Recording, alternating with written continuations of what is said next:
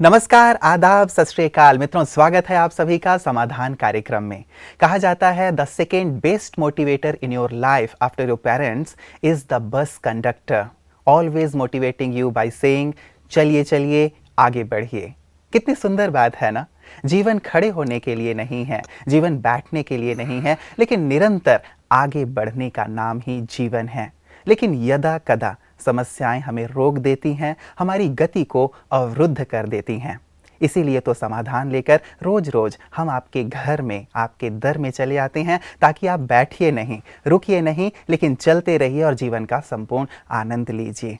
और इस आनंद में हमारे साथ होते हैं हमेशा आदरणीय राजयोगी सूर्य भाई जी। आइए स्वागत करते हैं उनका। प्राता जी बहुत बहुत स्वागत है। थैंक्स। प्राता जी, सुंदर बात है, चलते रहो चलते रहो। जैसे पानी एक अविरल धारा बहती रहती है, वैसे ही जीवन यदि सदा चलता ही रहे, हम बैठे नहीं, रुके नहीं, तो कितना आनंद हो। बिल्कुल, चलती का नाम ही गाड़ी है, लोग ऐसा भी कहते हैं। जी। और चलने का नाम ही जीवन है। जो रुक गया वो तो जीवन नहीं, वो तो जीवित भी नहीं, वो तो मृत समान है। इसलिए जीवन में जो कुछ भी आता है, बैरियर्स तो आते हैं, लेकिन उनको पार करते हुए हम इस बाधा दौड़ में आगे निकलते जाएं। तो ऐसे कोई बात नहीं कि एक दिन ऐसा नहीं आएगा कि समस्याएं समाप्त नहीं होंगी। मैंने ऐसा देखा है। किसी ने बहुत अच्छा कहा है कि कोई भी समस्या जब आती है, अपना समाधान भी साथ लाती है। तो बहुत केसेस देखने के बाद ये महसूस हुआ कि ऐसी कोई समस्या नहीं जिसका समाधान संभव न हो। लेकिन कभी कभी ये होता है कि मनुष्य एक एक्सपेक्टेशन रखता है कि समाधान ऐसा ही हो, जबकि शायद नियति को वो मंजूर नहीं होता है। इसलिए हमें अपने को नियति के भी पैरेलल करना होगा। हम समाधान करें, भगवान को भी अर्पित करें, और अपने ज्ञान से जो भी हम समाधान का तरीका जानते हैं उसमें भी हमें एक्सपर्ट होना चाहिए। और समाधान का जो भी स्वरूप हमारे सामने आए उसे हम स्वीकार करें। कभी कभी ऐसा होता है कि किसी विशेष समस्या के समाधान को प्राप्त करने के लिए हमें कुछ खोना भी पड़ता है। उसके लिए भी हमें तैयार रहना चाहिए, पर जो अच्छी से अच्छी प्राप्ति हो सकती है उसे स्वीकार कर लेना चाहिए। बिल्कुल, आपने बहुत सुंदर बात कही प्राता जी। कई बार हमारे मन में एक कामना होती है कि यदि ये ऐसी बात है तो इसका ऐसा ही हल होना चाहिए, इतने समय में ही हल होना चाहिए। और किसी ने बहुत सुंदर बात कही है कि भगवान सही समय पर और अपने तरीके से हमें समाधान देता है। हमें उस चीज को एक्सेप्ट करना चाहिए, जिसे हम नियति भी कहते हैं। भगवान का हमें मदद करने का तरीका अलग है। हम तो बहुत छोटी बुद्धि रखते हैं ना। हमारी आकांक्षाएं भी सीमित हैं। हम तो चाहते हैं भूख लगी है, अभी खाना मिल जाए। लेकिन हो सकता है भगवान ये चाह रहा हो कि इसकी भूख 4 घंटे और चलती रहे और इसको इतना भोजन मिलता रहे कि 4 मास खाता रहे। तो उसका तरीका अलग है, उसका सोचने का तरीका अलग है। और क्योंकि वो तीनों लोकों को, तीनों कालों को जानता है, हमारे आदि मध्य अंत की उसे संपूर्ण जानकारी है। हमारे क्या कर्म हुए हैं उसका भी उन्हें पता है। उसको ध्यान में रखते हुए वो हमारे विकर्म भी नष्ट करा देता है और हमारा समाधान भी करा देता है। इसमें कभी कभी समय लगा करता है। हमें इस सत्य को स्वीकार करना ही चाहिए। बिल्कुल, ये एक बहुत सुंदर बात रहेगी भ्राता जी कि यदि हम इतनी धैर्यता अपने अंदर रखें। कहते हैं ना कि सब्र एक ऐसी सवारी है जो कभी भी अपने सवार को गिरने नहीं देती, ना तो किसी की कदमों में और ना ही किसी की नजरों में। इसीलिए हम सब्र रूपी जो एक फल है उस चीज को जरूर अपने साथ रख के चलें। भ्राता जी, मैं आपको मेल्स की ओर लिए चलता हूँ। ये पहला मेल हमारे पास आया है कुमुद सिंह जी का। ये कहते हैं, रिस्पेक्टेड भाई जी, ओम शांति। मैं ज्ञान में 6 साल से चल रही हूँ। मेरी समस्या ये है कि मेरी बहू 12 साल से सरकारी नौकरी के लिए अप्लाई करती है, पर उसका नाम नहीं आता।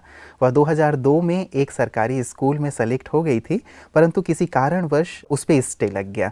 उसके बाद वह ट्राई कर रही है, लेकिन उसका नाम कहीं भी नहीं आता। तो इसका क्या समाधान हो सकता है? कृपया कुछ प्रकाश दें। हाँ, देखिए, कुमुद दीदी नाम है ना? हाँ जी, कुमुद सिंह। हाँ, देखिए, बात ऐसी है, एक तो उसकी क्वालिफिकेशन क्या है जी, वो पर्याप्त होती भी है या नहीं, जहाँ वो अप्लाई करती है, इस पे भी बहुत कुछ डिपेंड करता है। दूसरा, आजकल जमाना थोड़ा लेन देन का भी है, उस पे बहुत कुछ डिपेंड करता है। ईमानदारी का युग तो बीत चुका है।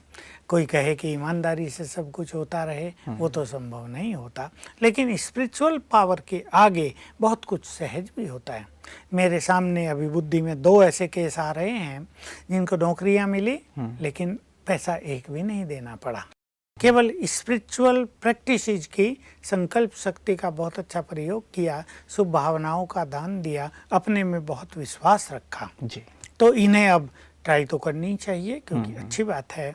एक अच्छी सर्विस के लिए कौन व्यक्ति नहीं चाहता और कौन प्रयास नहीं और वैसे करता। एक बहुत लंबा समय भी हो गया समय भ्राता जी, बीत गया। 12 साल से इंतजार कर रहे हैं। 12 साल का इनके पास अनुभव भी हो गया, अब इनको उसका फायदा उठाना चाहिए। ये सोचने की बजाय कि 12 साल बीत गए, मुझे अच्छी नौकरी नहीं मिली, लेकिन कहीं तो ये कार्यरत हैं ही ना, तो इनको एक अनुभव हो गया, उस अनुभव का इन्हें बेनिफिट मिलेगा।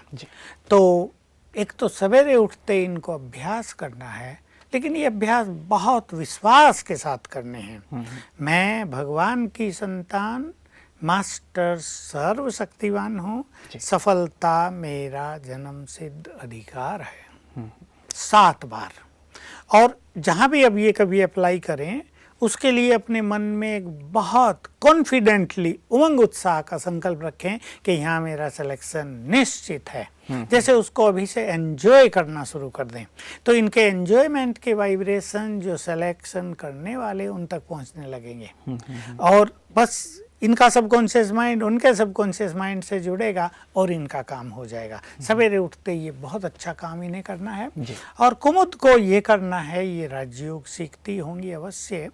तो इनके मार्ग में जो विघ्न आ रहा है, सर्विस नहीं मिल रही है, तो ये इस विघ्न को हटाने के लिए एक 21 दिन की योग भट्टी करेंगी राजयोग का। इस राजयोग के प्रोग्राम को हम राजयोग भट्टी का नाम देते हैं। 21 दिन 1 घंटा रोज, दिन में किसी भी टाइम कर लें, शाम को कर लें, जब इनका योग बहुत अच्छा लगे, जब इनकी बुद्धि बहुत अच्छी एकाग्र रहे, बिल्कुल लग जाए उसमें, मन इधर उधर न भटके। उसमें 2 अच्छे संकल्प स्वमान के पहले याद करेंगी, ये 5 बार। मैं मास्टर सर्वशक्तिवान हूँ, विघ्न विनाशक हूँ। और फिर 1 घंटा योग करने के बाद संकल्प करें इस योग की शक्ति से इस आत्मा के मार्ग में जो भी विघ्न है वो नष्ट हो जाएं, क्योंकि ये योग दूसरे आत्मा के लिए कर रही है। 21 दिन विदाउट मिसिंग ए डे। ऐसा नहीं एक दिन छोड़ दिया, आज तो मैं बहुत बिजी थी कल कर लूंगी, ये नहीं। एक भी दिन मिस नहीं करना। अगर मिस होता है तो फिर वहां से 21 दिन शुरू करने हैं।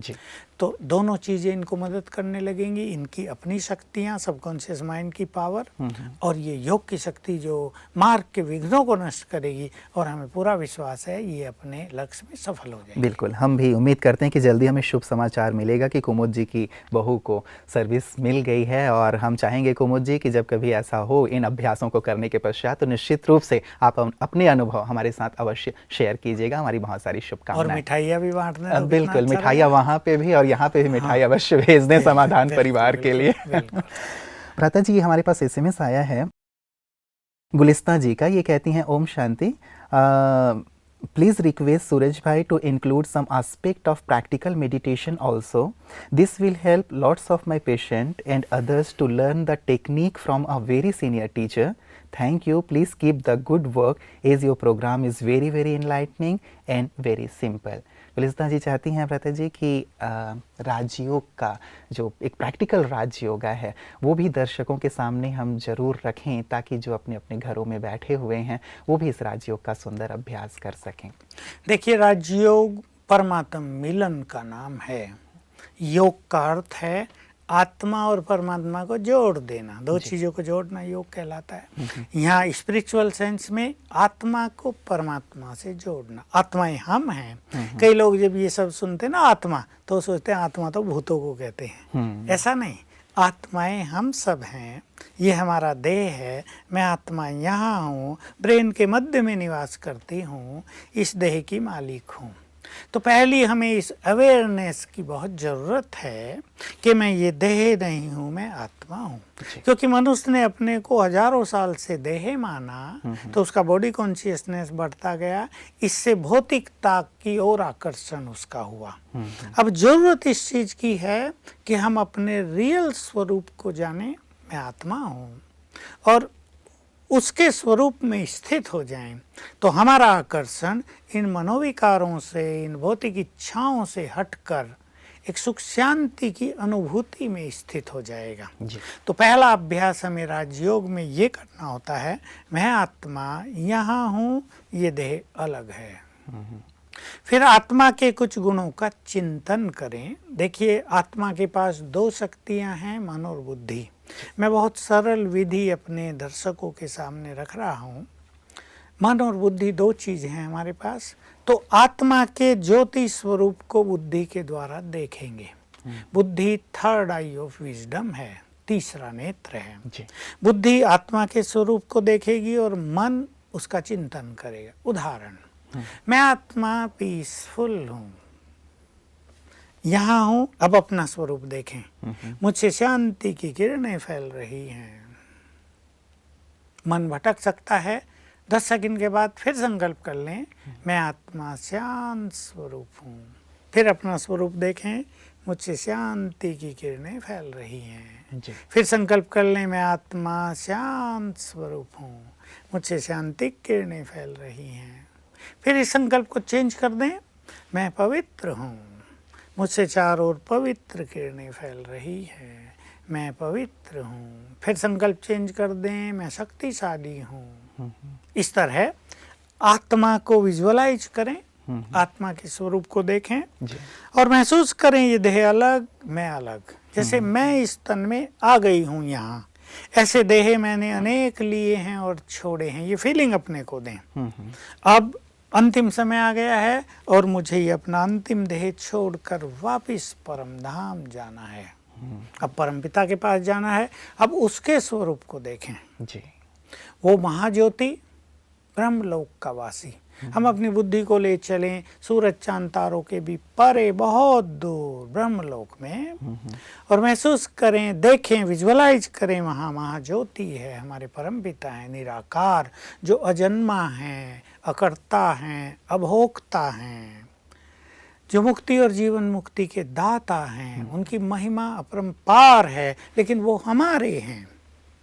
तो ये फीलिंग दें, वो भगवान हमारा है, भाग्य विधाता मेरा है, जो बिगड़ी को बनाने वाला है वो मेरा है, जो सर्वशक्तिवान है वो मेरा है। मेरापन बढ़ाएं उससे, तो ये और मेरे मेरे छूटते जाएंगे। ये योग का पहला स्वरूप होगा, यानी उससे रिलेशनशिप जोड़ना। वो केवल भगवान नहीं जिसको हम याद करेंगे, बल्कि वो मेरा है। वैसे भी हम गाते हैं, त्वमेव माताश्च पिता त्वमेव। बिल्कुल, उसी जो हमारा श्लोक है उसी का प्रैक्टिकल स्वरूप हमें फीलिंग में लाना है जी। तो वो हमारा है, बहुत बड़ी फीलिंग है ये, भगवान हमारा। इससे बड़ा रिलेशनशिप और कोई नहीं हो सकता। हमें इसकी खुशी हो जाए, हमें इसका नशा हो जाए। अब दूसरी चीज कि उसके स्वरूप पर बुद्धि को स्थिर करें, यानी बुद्धि के नेत्र से उसको देखें। महाज्योति, उससे किरणें फैल रही हैं चारों ओर, शांति की, शक्तियों की, आनंद की, प्रेम की, पवित्रता की। बस उसे जैसे हम देख ही रहे हैं, उसकी महिमा करते रहें और बुद्धि से देखते रहे। दोनों चीज साथ साथ करनी। अगर केवल हम महिमा करेंगे, बुद्धि उस पर स्थिर नहीं करेंगे, तो भी योग नहीं हुआ। भक्ति में तो हम केवल महिमा ही करते रहे थे, तो हमारा उससे कनेक्शन नहीं हुआ। और अगर हम केवल उस पर ध्यान लगाएंगे, संकल्प नहीं करेंगे, तो भी मन जल्दी भटक जाएगा, सूखा हो जाएगा। तो संकल्प करें, हमारे परमपिता शिव बाबा शांति के सागर हैं, उनसे चारों ओर शांति की किरणें फैल रही हैं। वो पवित्रता के सागर हैं, पवित्र किरणें फैल रही हैं। थोड़ा थोड़ा समय देकर, मैं फास्ट बता रहा हूँ, वो सर्वशक्तिवान हैं, शक्तियों की किरणें फैल रही हैं। और फिर ये किरणें मुझे आ रही हैं। देखिए, बहुत बड़ा सिद्धांत है, जिस भी चीज को हम विजुअलाइज करेंगे, देखेंगे, उसकी किरणें, उसके वाइब्रेशंस, उसकी तरंगे हमें आने लगेंगी। तो परमात्म किरणें हमें आ रही हैं, तो बस फिर सिंपल करें, उससे निकली हुई किरणें एक फाउंटेन के रूप में मुझ पर पड़ रही हैं। सामने वो है, अब तो परम धाम भी भूल जाएगा ब्रह्मलोक, बिल्कुल सामने है, उसकी किरणें मुझ पर पड़ रही हैं। थोड़ी देर इस पे कंसंट्रेट करें। ये योग की बहुत अच्छी विधि होगी। योग के कई तरीके हैं, फिर हम उनसे बात भी करें। बहुत अच्छी बातें अपने परमपिता से की जा सकती हैं। हम तो तुम्हें कब से ढूंढते थे, तुम आए तो हमें पता चला तुम तो हमारे ही हो। हम तो तुम्हारे बारे में न जाने क्या क्या कल्पना करते थे, भगवान ऐसा होगा वैसा होगा, डराने वाला होगा, वो तो महाकाल है, वो तो मौत दे देता है। पर हम तुम्हारे पास आए, तुम तो प्यार के सागर हो। हमने तुम्हारे प्यार को अनुभव कर लिया, अब तो हम तुम्हारे हो गए, हम सदा तुम्हारे ही रहेंगे, तुम्हारी आज्ञाओं पर चलेंगे, जो तुम कहोगे वही हम करेंगे। अब तो हम और तुम हैं, संसार को तो हमने देख लिया, अब तुम्हें देखने का मौका मिला है। अब तो तुम हमारे खुदा दोस्त बन गए हो, अब तो तुम हमारे जीवन में समा गए हो, बस अब तो समाये ही रहोगे, हम तुम्हें जाने नहीं देंगे। मुझे एक बहुत अच्छी बात याद रही अपने बचपन के समय में। सूरदास जी एक गड्ढे में गिर गए, तो सोचा अब कैसे निकलूं, निकल नहीं सकते थे, ब्लाइंड वैसे थे, आंखें थी नहीं। तो सोचा गीत गाता हूँ, कोई सुनेगा आ जाएगा। तो गीत गाना शुरू किया अपना तंबूरा बजा के। कोई आया, उसने सूरदास जी का हाथ पकड़ा और बाहर निकाल दिया और चल दिए, बोले कुछ नहीं। अब सूरदास जी को महसूस हुआ ये कोई और नहीं, ये तो स्वयं श्री कृष्ण आए थे। कवि थे वो, तो महाकवि हुए हैं। फिर से गीत गाया, वहां छुड़ाए जात हो निबल जान कर मोहे, हृदय से जब जाओगे सबल जानूंगा तो है। मुझे बड़ा अच्छा लगा। तो वहां तो छुड़ा के जा रहे हो बिना बोले, लेकिन मेरे दिल से जाके दिखाओ, तब तुम्हें सर्वशक्तिमान मानूं। हम भी अपने परम पिता को कह दें, अब तो तुम हमारे दिल में समा गए हो, अब तो तुम हमारे हो गए हो, तुम निकल नहीं पाओगे, हमने तुम्हें अपने में समा लिया है, तुम तो हमारे हो, प्यार के सागर हो। ऐसी बातें करें उससे तो भगवान से बातें करने का आनंद, इससे बड़ा आनंद संसार में और कोई नहीं हो सकता।